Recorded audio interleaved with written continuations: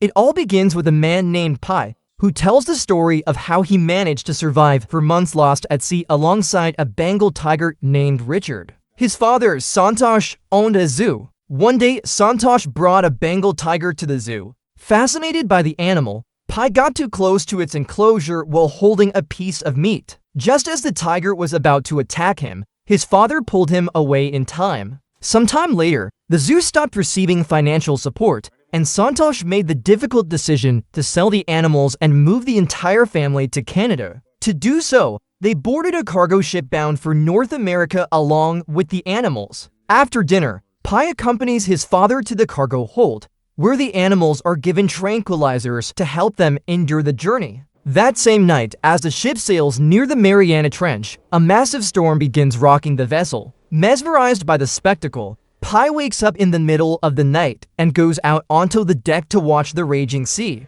There, he sees enormous waves tossing the ship violently from side to side. Despite struggling to keep his balance, Pi continues walking through the pouring rain, captivated by what he sees, until the colossal waves slam into the cargo ship with devastating force. Alarmed, he rushes back toward his cabin and discovers that the animals have escaped from their cages and that the hallways are already completely flooded. Determined to help his family, Pi tries to swim to where his parents and brother are, but the powerful current prevents him from reaching them, and he soon loses sight of them. Not knowing what else to do, he returns to the deck to ask for help. But the crew shouts that there's nothing more they can do and throws him into a lifeboat as he desperately keeps calling out for his family. At that moment, a zebra leaps from the ship and crashes into the lifeboat. The impact snaps the rope still connecting it to the cargo ship, leaving them drifting apart in the middle of the ocean. Alone and terrified, Pi blows the emergency whistle over and over, hoping someone will hear him, but no one answers. He then throws a life buoy into the water, only to realize moments later that it won't do him any good, so he tries to pull it back. Just then, Richard appears, swimming straight toward the buoy. Desperate, Pi tries to stop the tiger from climbing aboard by striking him with an oar, but he fails, and Richard eventually makes it onto the lifeboat. Terrified, Pi jumps into the ocean just as a gigantic wave is about to crash over him, forcing him to dive beneath the surface to avoid being crushed. As the current drags him underwater, he catches a glimpse of the cargo ship slowly disappearing into the depths of the ocean while several of the zoo animals are devoured by sharks. Afraid he will suffer the same fate, Pi manages to climb back onto the lifeboat and clings to an oar as he breaks down in tears, calling out for his family. After that terrible night, dawn finally breaks and the sea becomes a little calmer. Pi takes the opportunity to bail the water out of the lifeboat with a bucket. As soon as he finishes, a hyena crawls out from beneath the tarp, forcing him to retreat to the stern of the boat. Still affected by the tranquilizers, the animal can barely stand, which gives Pi a small sense of relief.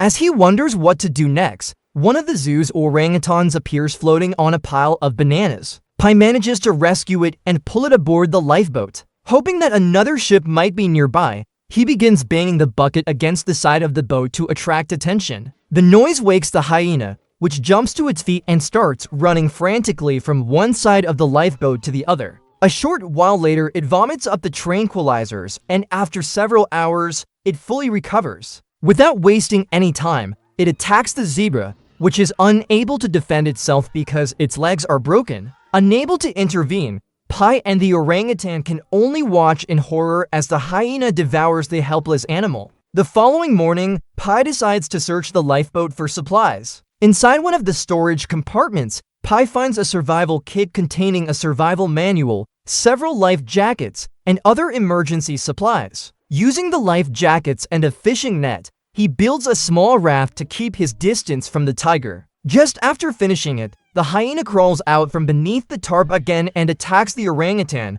biting it in the neck. Furious, Pi grabs a knife from the survival kit and tries to threaten the predator, but Richard reacts much faster. The tiger bursts out from under the tarp and kills the hyena with a single bite. A moment later, Richard tries to approach Pi, but he cannot keep his footing on the tarp and eventually gives up. Seizing the opportunity, Pi jumps into the water and climbs onto his makeshift raft, where he remains safe for a while. However, when several sharks begin circling him, he decides to return to the lifeboat. Once back aboard, Pi searches beneath the tarp and discovers a large stockpile of emergency food and fresh water. Unable to believe his luck, he starts eating everything he can find until he notices a rat walking across the food cans. As he watches the rodent, Richard suddenly appears and tries to catch it, but the tarp gets in his way once again. The tiger crawls underneath it, crosses over to the raft, and tries to come out the other side, but he cannot squeeze through completely and eventually turns back.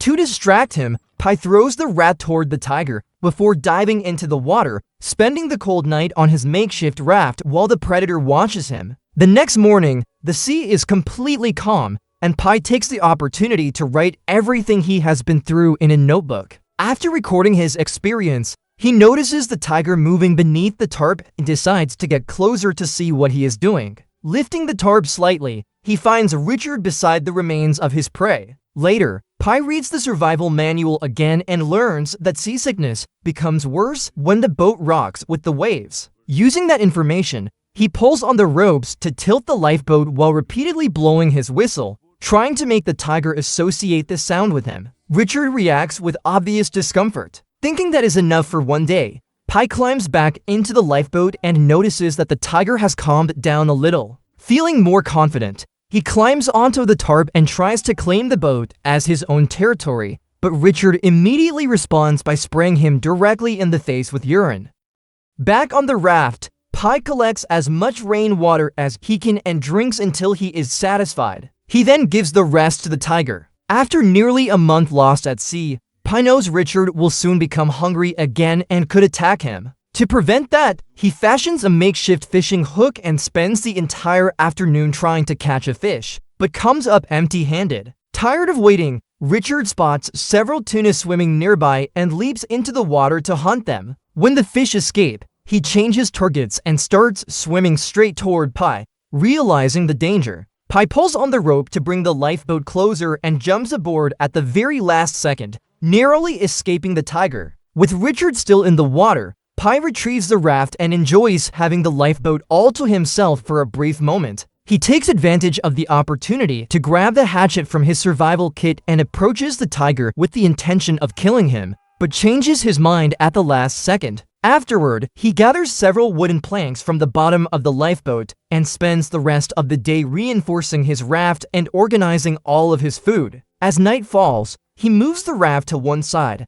throws a wooden plank toward the opposite end of the lifeboat, and jumps into the water while Richard climbs back aboard. The following morning, a fish swims close to the raft and gets caught in Pi's net. He pulls it out of the water, kills it with the hatchet, and gives all the meat to the tiger. That night, a massive swarm of jellyfish surrounds the raft, creating small waves. As Pi watches them, an enormous whale suddenly bursts out of the water, sending a huge wave crashing into the raft and throwing him into the ocean. As a result, he loses all the food he had with him and only manages to recover a few floating cans of water. Starving, Pi decides to return to the lifeboat and face the tiger, but before he can climb aboard, a flying fish smacks him right in the face. Shortly afterward, thousands of flying fish begin raining down onto the lifeboat as they flee from the tuna. Pi and Richard fight over the fish, but Pi refuses to back down and manages to keep one for himself, eating meat for the first time in many years and breaking his vegetarian diet. Tired of living in fear,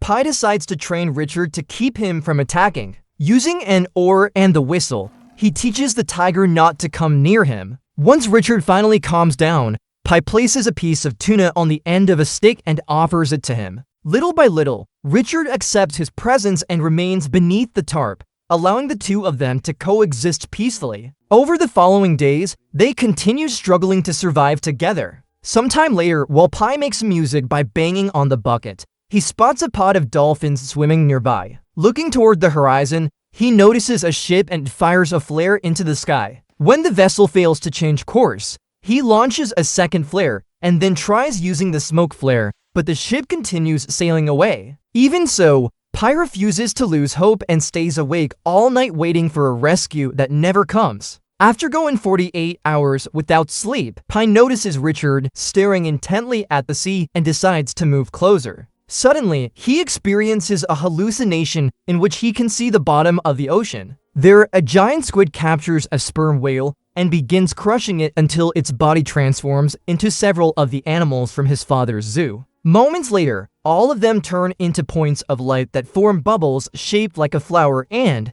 farther below, the face of a girl he was once in love with. Finally, Pi sees the cargo ship resting on the ocean floor before returning to reality. After spending several months adrift, Pi uses the last piece of pencil he has left to write his final words in his journal, confessing that he can no longer tell the difference between dreams and reality. Looking toward the horizon, he sees a storm approaching and begins preparing for it. As Richard crawls beneath the tarp, a powerful gust of wind blows Pi's journal away, and a massive wave throws him into the water, making him believe he has lost the lifeboat. Moments later, however, he regains his senses and realizes he is still aboard in the middle of the storm. Suddenly, a bolt of lightning illuminates a spot in the ocean that is struck seconds later by another lightning strike. Convinced it is a sign from God, Pi calls Richard out from beneath the tarp so he can witness it too. But the waves grow more and more violent, nearly filling the lifeboat with water as they relentlessly toss both Pi and the tiger around.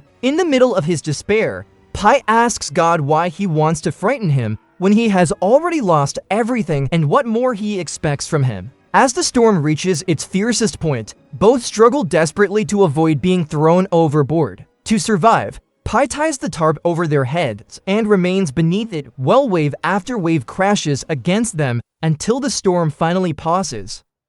Once everything grows calm again, Pi crawls out from beneath the tarp and, with the little strength he has left, drinks some water. He then approaches Richard and gives him some water as well. Having lost all hope of surviving, Pi rests the tiger's head on his lap and tries to comfort him, convinced that the end has finally come. He then begins speaking to his family, saying he will soon see them again, as he breaks down in tears and thanks God for allowing him to live through everything he has experienced. Exhausted by the relentless heat, Pi collapses unconscious on the tarp and wakes up several hours later. As soon as he opens his eyes, he hears a strange sound and discovers that the lifeboat has come to a stop beside an island covered with trees. Starving, he immediately begins eating grass and roots without stopping. He then explores the mangrove forest in search of Richard. Along the way, he hears the mysterious sound again and decides to follow it, eventually discovering a massive colony of lemurs.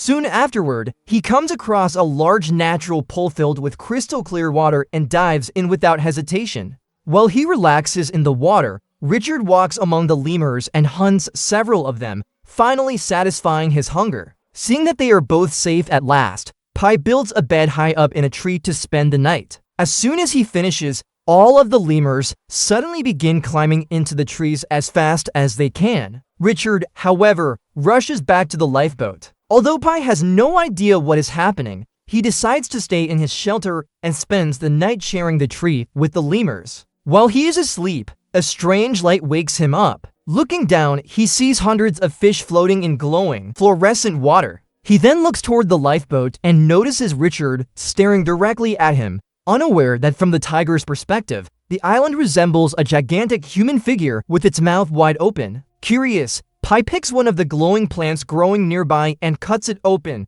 only to discover a human tooth inside. He immediately realizes that something is terribly wrong with the island and decides to leave with Richard. Before setting sail, he fills the lifeboat with lemurs to feed the tiger, gathers seaweed for himself, and stores a large supply of fresh water. Once everything is ready, he blows the whistle to call Richard, and together they leave the island behind. Pi becomes convinced that the island was both a gift from God that allowed him to recover and a sign that he had to continue his journey. With his strength restored, he ventures back into the open ocean until, after 227 days lost at sea, he finally reaches the coast of Mexico. Completely exhausted, Pi steps into the water and drags the lifeboat onto the beach. The moment he reaches solid ground, he collapses, too weak to move another step. Richard also climbs out of the lifeboat. After stretching his legs, he gathers the last of his strength and slowly walks into the forest, disappearing forever without ever looking back.